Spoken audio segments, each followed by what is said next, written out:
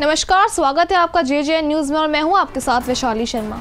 मेहनत और लगन से ही कामयाबी की सीढ़ी बनती है। अगर आपको कामयाब होना है तो आपको मेहनती और अपने अंदर कुछ कर गुजरने का जज्बा होना चाहिए। ऐसी ही कुछ मिसाल पेश की है केरला के वायनाड जिले की रहने वाली श्रीधन्या सुरेश ने, जहां एक तरफ देश की सबसे कठिन परीक्षा माने जाने वाली यूपीएससी सिविल सर्विस की परीक्षा को पास करने में लोगों के पसीने छूट जाते हैं, तो वहीं एक आदिवासी लड़की कई संघर्षों से गुजर कर इस परीक्षा को अपने लगन और मेहनत से पास कर लेती है और केरला में सबसे पहली आदिवासी आईएएस महिला बनती है। आज हम ऐसे ही एक महिला की बात करने जा रहे हैं जिसकी कहानी हम सबके लिए प्रेरणा का स्रोत है। आपकी जानकारी के लिए बता दें कि इनका नाम श्रीधन्या सुरेश है, जिन्होंने साल 2018 में यूपीएससी एग्जाम पास किया था। वहीं हाल ही में हमारे भारत देश को पहली आदिवासी महिला राष्ट्रपति भी मिली, जो हमारे लिए गौरव की बात है। हालांकि श्रीधन्या सुरेश के लिए ये सफर आसान नहीं था, क्योंकि उनके परिवार की आर्थिक स्थिति ठीक नहीं थी। वहीं करीब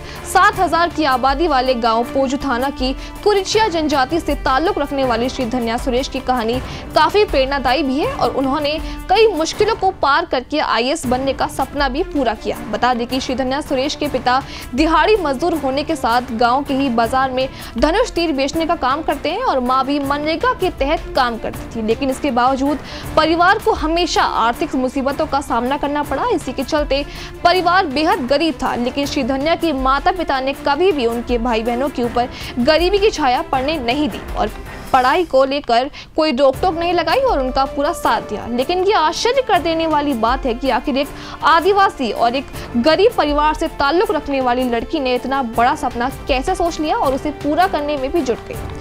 वहीं अगर इनकी पढ़ाई की बात करें तो श्रीधन्या सुरेश ने अपने गांव पोजू थाना के सरकारी स्कूल में शुरुआती पढ़ाई की, जिसके बाद सेंट जोसेफ कॉलेज में जूलॉजी से ग्रेजुएशन पूरा किया। इसके बाद आगे की पढ़ाई के लिए कोझिकोड पहुंची और कैलिकट यूनिवर्सिटी से पोस्ट ग्रेजुएशन किया, जिसके बाद उनका चयन केरल में ही अनुसूचित जनजाति विकास विभाग में क्लर्क के रूप में हो गया। इसके अलावा कुछ समय के लिए श्रीधन्या ने वायनाड में आदिवासी हॉस्टल में वार्डन के रूप में भी काम किया। ऐसे में पता चलता है कि उनका संघर्ष और शुरू का दौर किस तरह गुजरा और उनका तो सपना इतना जबरदस्त था कि किसी भी हालात के सामने अपने सपने को हल्के में नहीं रहने दिया। इसी के साथ उन्होंने कॉलेज के दिनों में भी सिविल सेवा में जाने का मन बना लिया था और आदिवासी हॉस्टल की वार्डन की नौकरी और क्लर्क की जॉब के दौरान उन्होंने सिविल परीक्षा की तैयारी शुरू कर दी। इसके लिए उन्होंने नौकरी के साथ साथ ट्राइबल वेलफेयर द्वारा चलाए जा रहे सिविल सेवा प्रशिक्षण केंद्र में कुछ दिन कोचिंग की और उसके बाद वो आगे के लिए त्रिवेंद्रपुरम चली गई। वहीं अनुसूचित जनजाति विभाग से आर्थिक मदद मिलने के बाद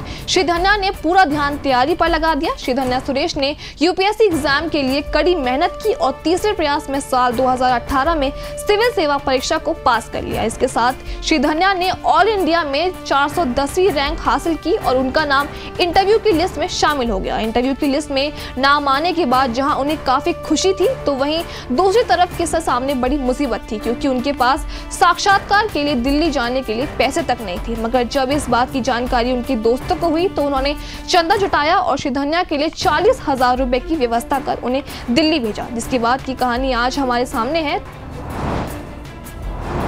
तो उम्मीद करते हैं आपको इनकी संघर्ष की कहानी पसंद आई होगी। इसी के साथ आज की इस रिपोर्ट में इतना ही। तब तक के लिए आप देखते रहिए जे न्यूज। धन्यवाद।